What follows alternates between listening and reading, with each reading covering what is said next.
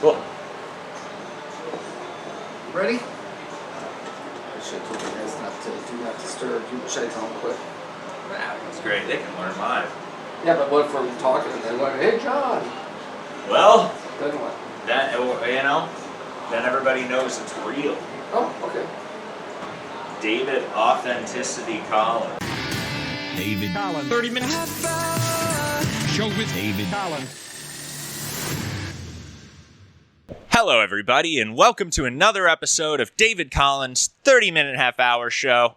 I'm your host, David Collins, and we have another great episode for you today. Really looking forward to it. A little bit of a different setting, of course, as I always like. A really special guest and a lot of special things to talk about here. Of course, one note.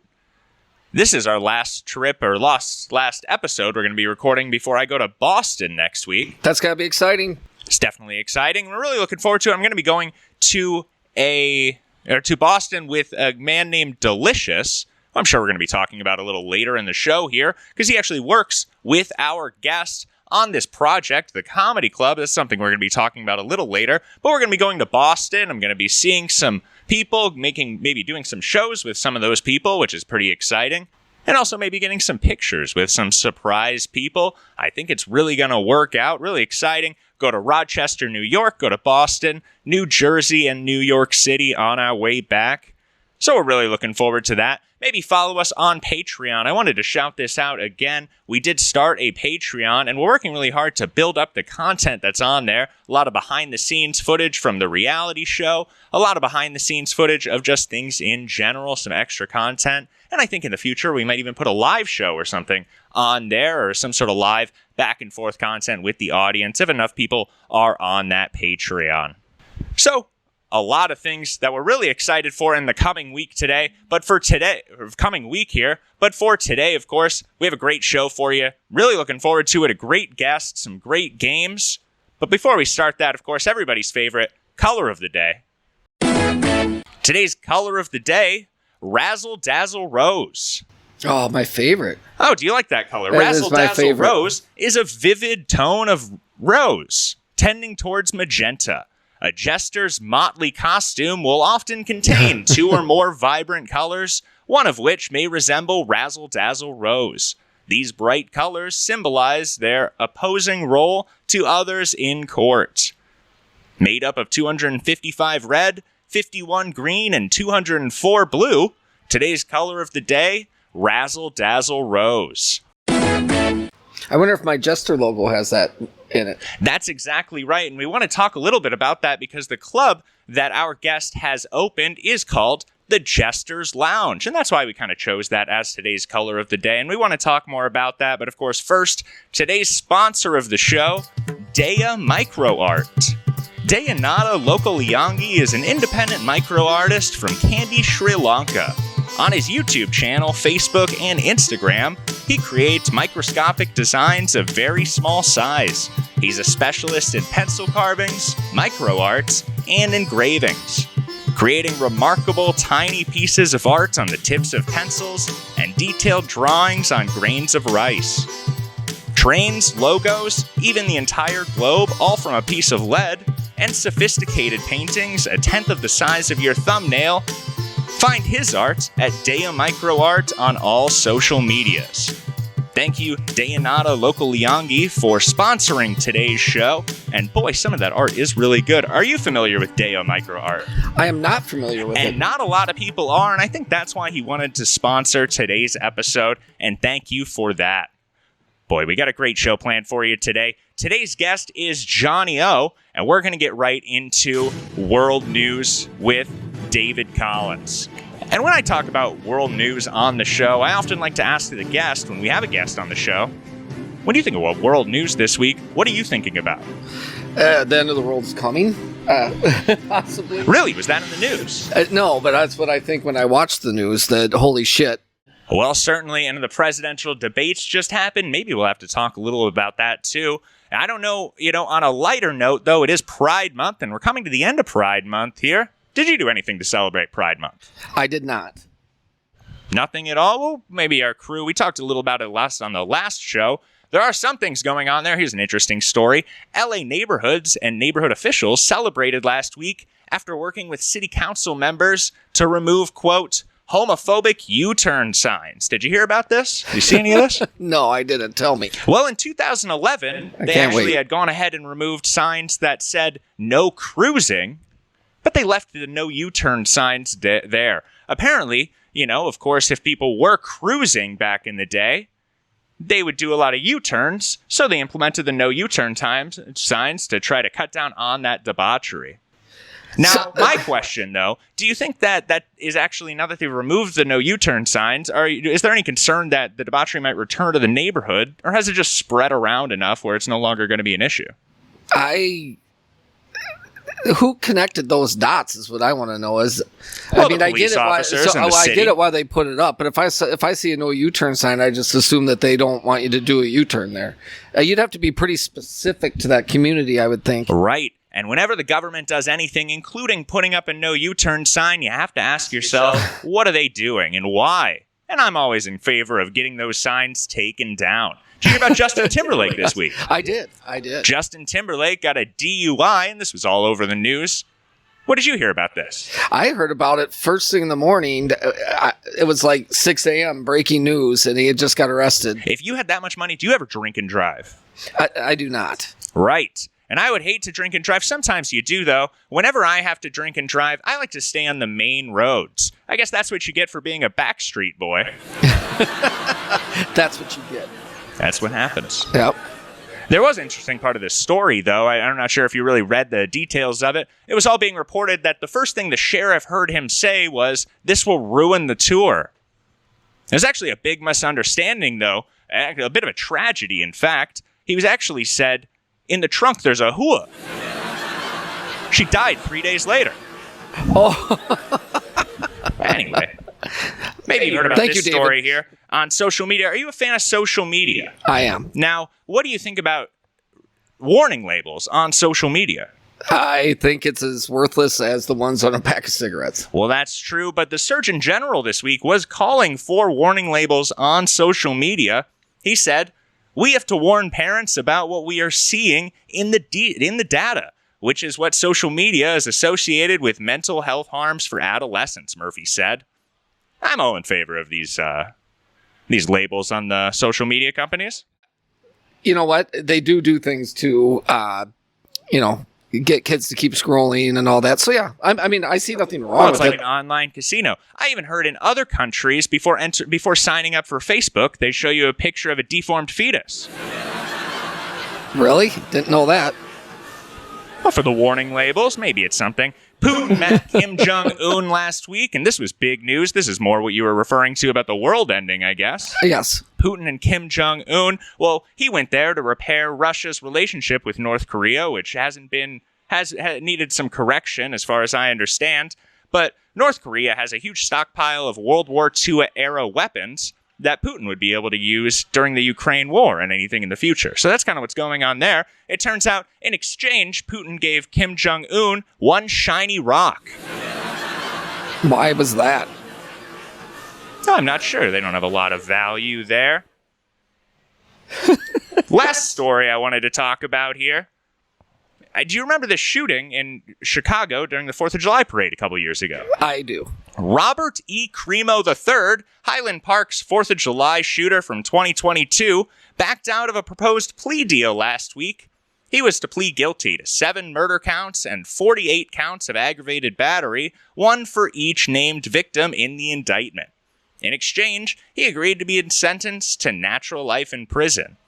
So he backs out of the plea deal as soon as the court date comes. The lawyers pull him out, trying to convince him. They go back in. He refuses to agree to the plea deal. And now the sentencing and the trial is set, or the trial, not the sentencing, of course, is set for February 25th, 2025. Isn't that interesting? It's very interesting. What do they call it? Indian giver? Would he be called that? Right. Well, apparently he did it just to hurt the families of the victims. Intentionally. Oh, really? Right. He's a real bad guy. Obviously he shot 7 people. Robert E. Cremo III, I'd say this cream is spoiled. I would say too. And that was World News with David Collins. Today's guest is a booker, podcaster, bar owner, and more recently, club owner in the Dubuque tri-state area. In his previous roles, he's booked great bands like Hardwired, the Dave Matthews Tribute Band, The Old School, Night Rain, and many more. On his podcast, he's booked unique guests like Joe Exotic and the QAnon Shaman. A really interesting guest for you today. Really looking forward to it. Everybody give a warm welcome today to Johnny O. Well, thank you. And thank you, Johnny. The crowd is so large. There's applause. I feel humbled. Just like we're looking forward to seeing in your new club here, the Jester's Lounge. Absolutely. And we really want to learn more about the Jester's Lounge and your podcast, the Johnny O podcast. But we have to jump into our first segment here.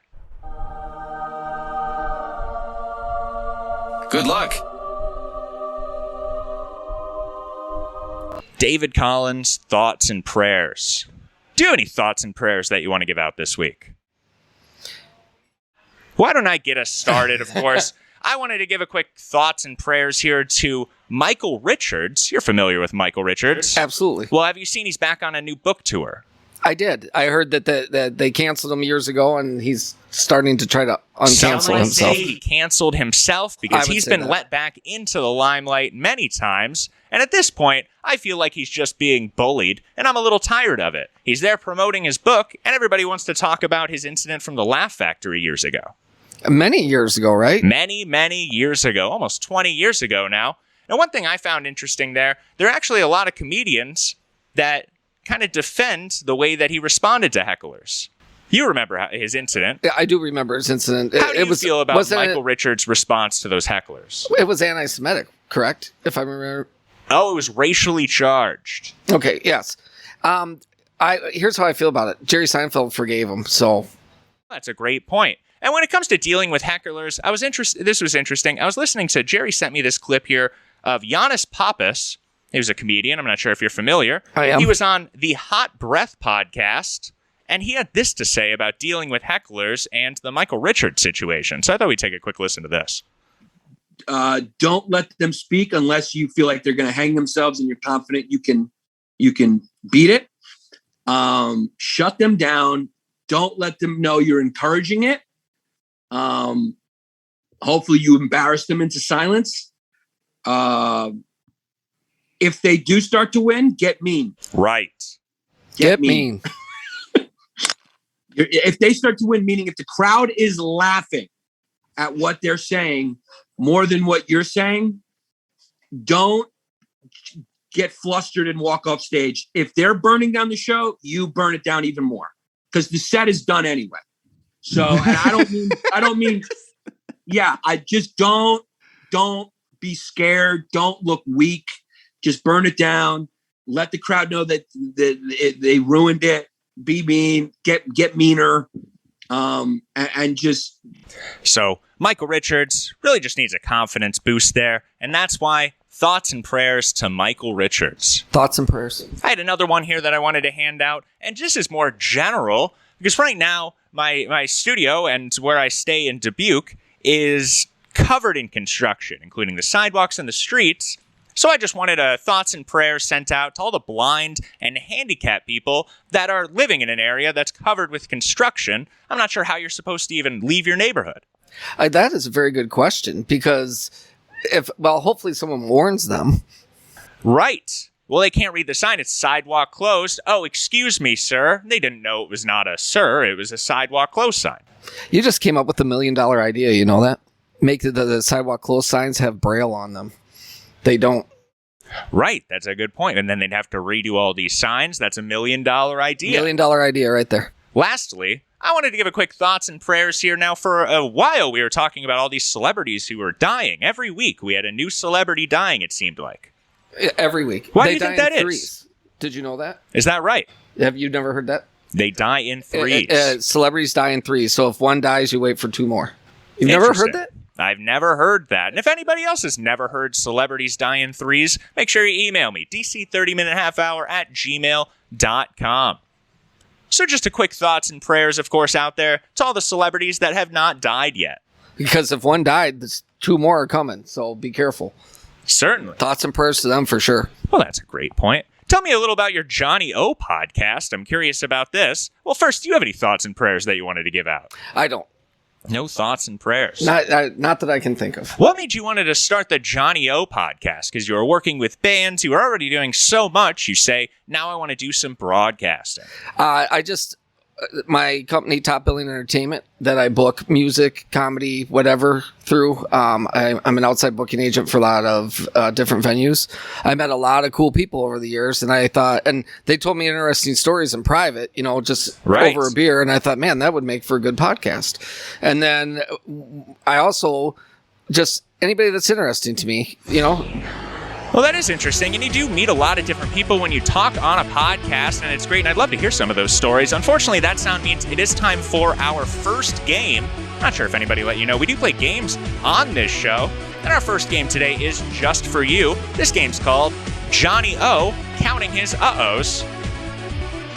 In this game, you're going to have about 10 seconds to determine how many uhs, UHs, and how many O's, OHs, are in this sentence. So some words contain an OH in that order, and some words contain a UH, and you're going to have to count how many uhs and how many O's in each sentence. All right, I'm ready. Are you ready to play Johnny O counting his uh-ohs? Why don't we jump into round 1 here? The family visited the Noggle flu, and the Sherpas said, bruh, very cool mohawk. The family visited the Noggle flu, and the Sherpa said, bruh, very cool mohawk. 6. How many uhs and how many O's? 6 uhs, 2 O's. I'm sorry, that is incorrect. There were 2 uhs and 0 O's. Noggle flu is a mountain range somewhere in Asia, and that ends with a UH. And, of course, bruh ends with UH. And there were no words in there that have an OH. It's a tough game there. How do you feel about round 2? I'm not confident. I've never heard half those words that you just said. And that's true, and this is a difficult game, but I figured as a owner of so many establishments, you're a pretty smart guy. I thought this might be up your alley. A bit of a puzzle solver, I imagine. Maybe you'll do better here on round 2. All right, here we go. I'm ready. Round 2. Duh. Noah, the alcoholic pharaoh, and his cohorts are Jehovah. They all fit in one garuka. Bruh. How many uhs and how many O's? The uhs. Duh. Noah, the alcoholic pharaoh, and his cohorts are Jehovah. They all fit in one garaku. Bruh. 6 uhs. No, 7 uhs and 2 O's.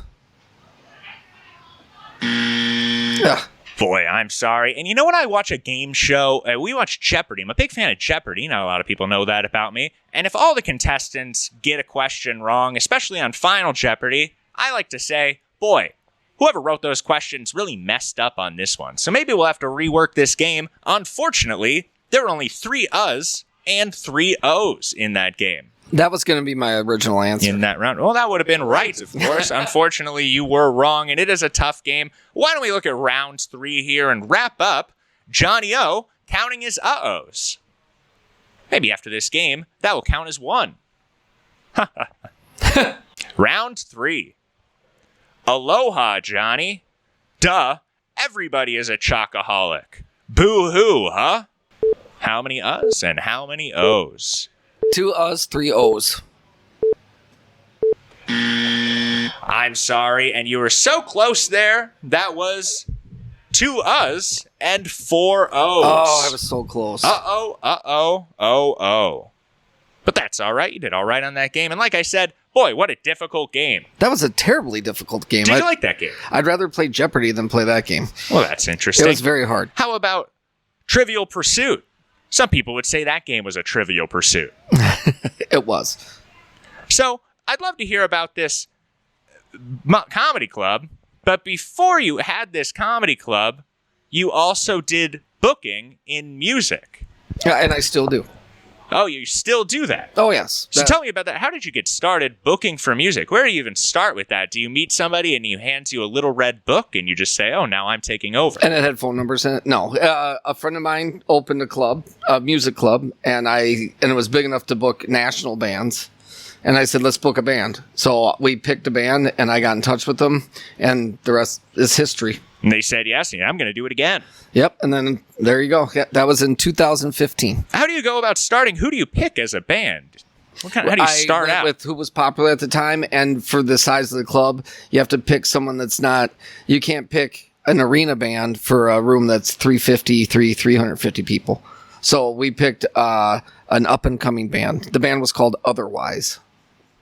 Right. Well, that's interesting. You must have been able to meet a lot of interesting people who were booking those shows. Yes, Who very do you much think so. is the most interesting people? I tell you, when I worked in radio, we had Chris Jericho came into the studio once. That was really interesting. The most interesting interview I ever did was probably with Joe Exotic. I mean, he. Oh, of course, on your podcast, Yeah. the Johnny O podcast. So right away, you start a podcast. You say these music people are pretty boring. That's not. I'm going to start a podcast and talk to some more interesting people. I talked to all the music people too. Really? Yep, but what happened was a musician that came on the podcast said that Joe Exotic was a big fan of theirs.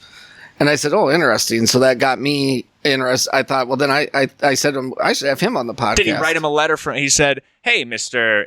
You're in a band. I'm a big fan of yours. And Here's there were a some letter from comments prison. on social media. And you're probably wondering how he has social media in prison. And if you listen to the podcast, he has a secret phone, he told Oh, me. well, that's interesting. What a tease. Yeah. And you say, if anybody's wondering how Joe Exotic communicates, listen to the Johnny O podcast. Although most of my correspondence with him is through letters, like through snail mail letters. Has anybody, I might call that adorable. You're a pen pal of Joe Exotic. My wife says the same thing. She doesn't think it's adorable at all. Does that make him more Joe Tame to you? No, he's super exotic. I'm afraid when he does get out of prison, he's going to want to move in with me. So you're doing the booking, you're doing the podcast, now you're doing the comedy club. How do you do what you do? I'm not a good sleeper, so that helps. Oh, well, that's interesting. Yeah. Only need a few hours of sleep a night. Otherwise, I like to hustle. Who's easier to work with? Well, it's in, I guess, the podcast. You don't have to work with people for too long, so those are probably the easiest. But now you're working with comedians, you're working in a club, and you've worked with the bands. Who do you think are easier people to work with? The comedians by far. Really? Because a Yes. lot of these comedians can be pretty emotional. And the bands can be needy. I had one band that would not take the stage because I didn't have 2 bottles of Tito's there for them. And until the Tito's showed up, they weren't even going to come in the building. Oh.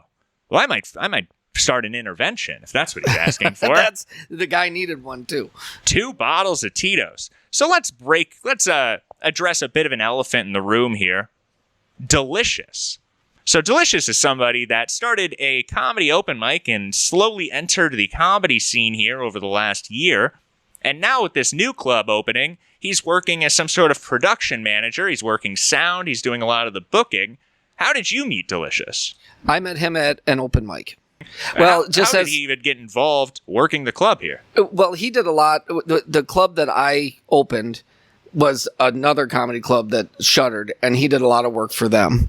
And then he approached me, and he knew the ins and outs of the building and the soundboard and I see. stuff like that.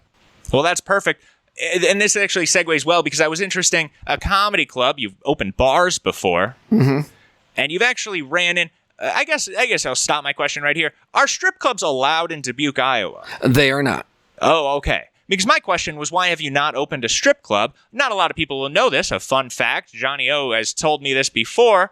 He once ran for mayor in the city of East Dubuque, and his platform was to bring back strip clubs. You think with a club owner and a bar owner, you have to ask, why not a strip club owner? And I guess that kind of answers itself. If I could open a strip club in the tri-state area, there would be a strip club in the tri-state area. What would be your model in opening a strip club? Would you use the same freaky clown logo at a strip club?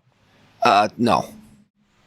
Would you include the word Jesters as a strip club? No. I would go to a Jester strip club. No. It would be called the Lollipop Lounge. Joe Exotic, the QAnon shaman, the Dubuque shaman even, the wizard, of course, he's been on our show. You've had so many great guests on your show. Who would be a dream guest to have on your show? James Hetfield from Metallica. James Hetfield from Metallica. Yes. Well, that would be a great guest, too. If anybody knows James Hetfield, make sure you email me, dc30minutehalfhour@gmail.com. Maybe we can get him in contact with Johnny O. The Johnny O podcast, boy, what a great show. Are you thinking about starting a TikTok at all? We asked that to a lot of people. I love it when people start new social medias, and you have to wonder, why did you choose that social media? Are you on any social medias? I'm on all. I have a TikTok. It's sad, but I started it during the pandemic because I owned a bar during the pandemic, and I was closed for 3 months, so I had nothing to do. So I drank alcohol and made stupid TikToks. Oh, that's interesting. You can find me on TikTok. It's the only Johnny O. The only Johnny O on TikTok. Well, you know what? For that TikTok, I think you deserve a slow clap. You did it. You did it! And we also have a few other slow claps that we need to give out today. David Collins' slow claps. One goes to somebody that we just talked about briefly, the production manager here, Delicious. It was just recently his birthday, and he pulled off a pretty fine running birthday roast. He did. It was great. I hosted the show portion, but there was food, there were people, it was a lot of fun. So a slow clap to Delicious and the Jester's Lounge for a successful Saturday show. Another slow clap that I wanted to give out here was to Austin Ingalls. You know Austin Ingalls. He's going to be the next guest on my podcast. Really, virtually. Yep, we're doing it'll be come out a week from Friday. Wow, we're all looking forward to that. Austin Ingalls on the Johnny O podcast. And I want to talk a little about his show too, but you can even see him talking about this on his Austin in Austin series, but he's already gotten some sort of work as a doorman there at a newer club. Sounds like things are going well. And he's going to be working some regular shows down there. So that's all really exciting. It's great that he's keeping in touch and posting those Austins in Austin. Yeah, it's awesome. Well-deserved for him. Are you watching the Austin in Austin series? I follow his the YouTube page. It's on his YouTube, Austin Ingalls, and it's great to see. And there's somebody else, of course, that went to Austin there, Tyler Meyerhoff. And I'd love to hear an update from Tyler Meyerhoff. I haven't heard from him in a while there. Tyler, if you hear this or if anybody knows Tyler Meyerhoff, make sure you email me, dc30minutehalfhour@gmail.com. Speaking of those emails, I wanted to listen to some of those voicemails and check out some of those emails that we got this week. What are you doing? I'm emailing David Collins. David Collins and emails. And it was actually a little short this week, partly because we're going to be recording in Rochester, New York next week, and there are a couple I think I just wanted to save, a couple voicemails I just wanted to save for that day. I thought it'd be maybe more appropriate, but we do have some emails that I wanted to run through here. One came from Jay Stevenson. He emailed the show and said, David, really liking the Instagram interviews. Have a safe trip to Boston. Well, thank you, Jay. Do you follow David Collins 30? It's DC 30-minute half-hour show. It's just DC 30-minute half-hour show on Instagram there. Do you see any of those street interviews? I do. Well, we've been doing those street interviews. That's great that you've been checking them out. We went to that movie. We went to the Floodwater. Maybe we'll even do a few of those in Boston. That'll be a lot of fun. I was a producer on that movie. In the Better Off Dead. my Top Billion Entertainment was a sponsor of that movie. Oh, it was a great movie. Yeah. A lot of fun. I have maybe a little off the record. I have some criticisms of the first 20 minutes of it, but I think it really picked up and only became a great, fun watch. Yeah, I have not seen it yet. Well, you'll be excited to watch it. Hopefully, it will be out soon. I think his other movies are out on Tubi and things. We had another email here that came in from Ishmael Jeems. Ishmael wrote, Hey, David, I was wondering if you know anything about the angry mob in the neighborhood the other night. I don't think it was targeted at me, and just genuinely curious if you know anything about it. Thanks, Ishmael Jeems. P.S. The Johnsons are having a barbecue Saturday and said to invite anyone. Did you go? No, I'm actually have no idea who Ishmael is. And we did decide to include it in the show, though, because maybe it's a message to somebody out there in the world that they just wanted to use me to convey. And if it is, I hope you got the message. And lastly, we had another email here that said, this was from Tom, it looks like. Hi, David. I was wondering if you have ever given thought to trying out to be a news anchor. I love your voice and could listen to you all day. At the very least, maybe start some ASMR videos for your YouTube channel. Thanks, Tom. Do you watch any ASMR? What's that? Exactly. I wouldn't even be able to tell you what it stands for, but it's when you do this. I wouldn't even want to make anybody have to listen to it. You scratch the microphone, you take a feather, you whisper. Why would you make a video like that? It's so people can sexualize you. And I don't really feel too strongly about sexual. I can't do anything about the way people are on the other side of the camera, but I wouldn't want to encourage it with that ASMR. But thanks so much for that email, Tom. Okay, real quick. Did you Google that to figure out what that was? Oh, well, no, it's a genre of video. Oh, so you knew what it was. Do you have an email that you'd like to share and people can email you? I do. It's if you want to be booked, it's info at topbillionentertainment.com. If you just want to email me at the Jester's Lounge for comedy, it's johnny.o at thejesterslounge.com. Lastly, we have one voicemail here from the great Robert Sidney Wallace. He sent a little voicemail here, and I didn't even think it made too much sense, but it sounded directed at you. So we'll just have to take a quick listen At here. me? Exactly. Oh, boy. Old McJohnny had a farm, E-I-E-I-O, Johnny-O. That was all it was. I don't have a farm. Well, it was a little hello to Johnny O, I suppose, there from Robert Wallace. You're not familiar with Robert Sidney Wallace. He's a comedian here. He's worked some of the open mics. I've met so many people in the last couple of weeks, I'd probably have to put a face with the name. That's true. It's always tough to meet so many people. And, I must say this at nauseum. Sometimes people ask me, they ask me a question. I say, if you asked me earlier, I would have been able to answer that. I just can't think of it right now. And that seems like a pretty common thing. Of course, I'd love to talk more about Robert Sidney Wallace personally, but that does mean it's time for our last game. Our last game today here is our last opportunity to celebrate Pride Month. This game's called Pride Month's Beer Trivia.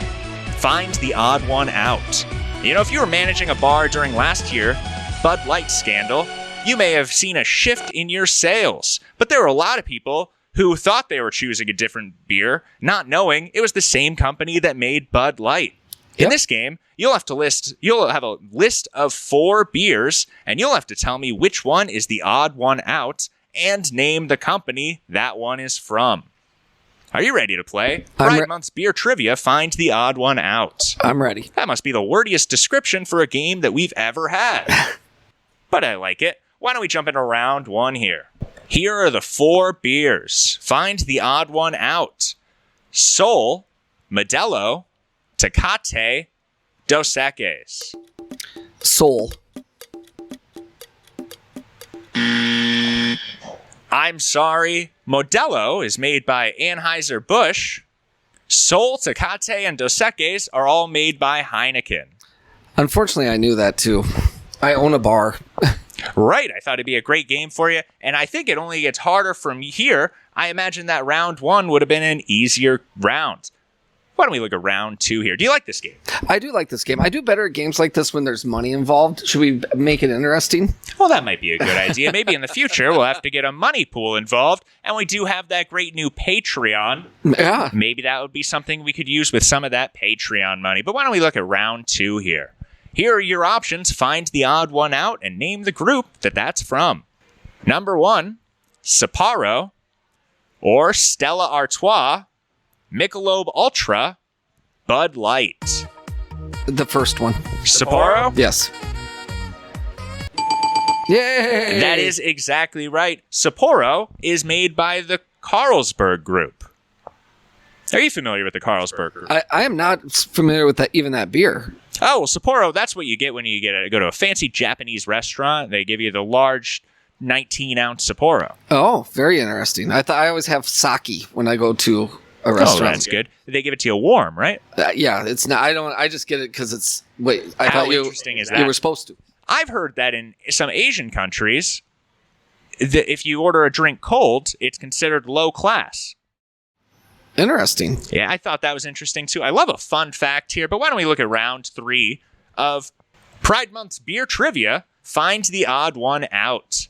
Round 3. Tuborg Strong, White Claw, Summersby Cider, Strongbow Cider. Which one is the odd one out? The Tuborg Strong, White Claw, Sombersby cider or Strongbow cider? Sombers.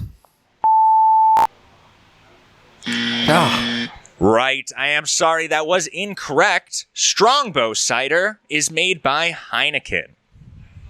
Those others are down the chain owned by Anheuser-Busch, but you have to do a lot of research to find that they actually are owned by Anheuser-Busch. They really like to tell you it's more of an independent company. It's all really Anheuser-Busch. oh, yes, without a doubt. Anyway. Modell's taking over as one of the number one beers, too. Did you know that? Interesting fact. And I think that was because of that whole Bud Light scandal. Everybody said, "Ooh, now I'm going to drink a Modelo. Look at me protesting." And it was the same. Meanwhile, of course, well, isn't that fascinating? Johnny O, I want everybody to check out the Johnny O podcast. Not a lot of people know this, too. I'm not sure if people really checked it out, but I actually appeared on the Johnny O You did. podcast there back in December. Yep, and that thank you was for great. that. So by the unspoken rules of internet shows, we're able to get Johnny O now on my show here, and it was great to have you. Did you have a good time? I had a great time. Well, that's perfect. Do you have any questions for me? Any questions for my audience? Anything last you want to say or plug on the show? No, I just wish you a great trip. Perfect. Well, thank you for that. We're really looking forward to that trip. Boy, that's perfect. What a great episode. Everybody listening, I've been David Collins, and you've been the best. David Collins. 30 minutes. Show with David Collins.